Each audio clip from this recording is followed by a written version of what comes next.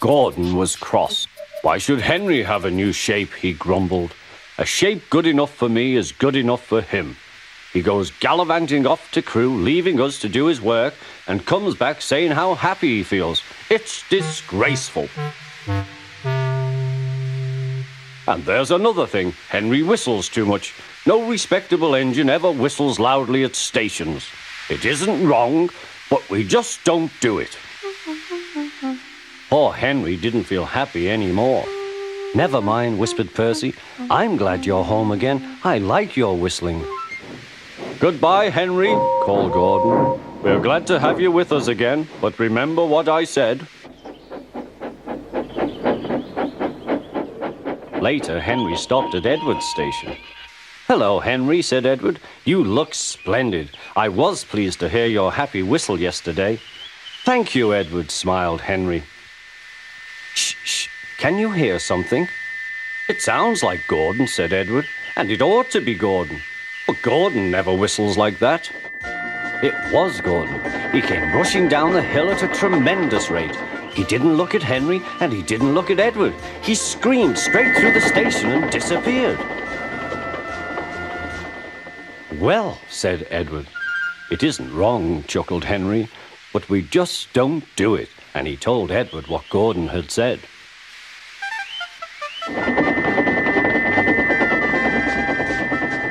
Meanwhile, Gordon screeched along the line. The noise was awful.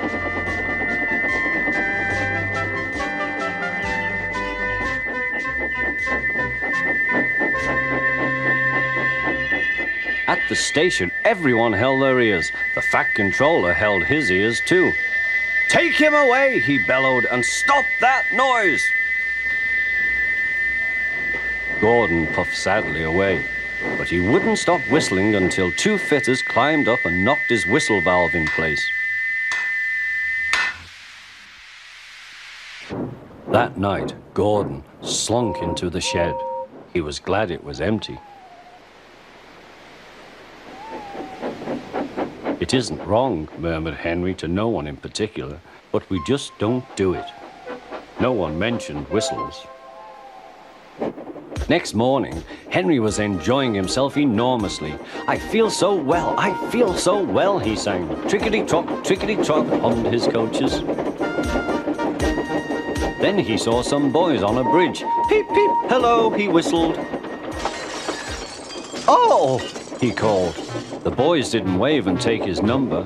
They thought it fun to drop stones on him instead. They've broken our glass! They've broken our glass! Sobbed the coaches. The passengers weren't hurt, but they were cross.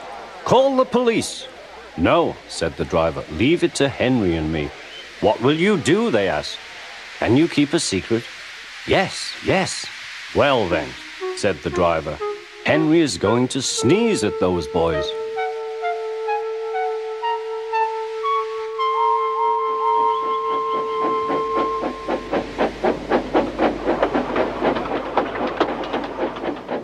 Lots of people were waiting at the station just before the bridge. They wanted to see what would happen. Henry has plenty of ashes, said the driver. Please keep all windows shut till we have passed the bridge. Henry is as excited as we are, aren't you, old fellow? Henry was feeling stuffed up. Soon they could see the boys, and they all had stones. Are you ready, Henry, said his driver. Sneeze hard when I tell you. Now, he said. Achoo-shoo!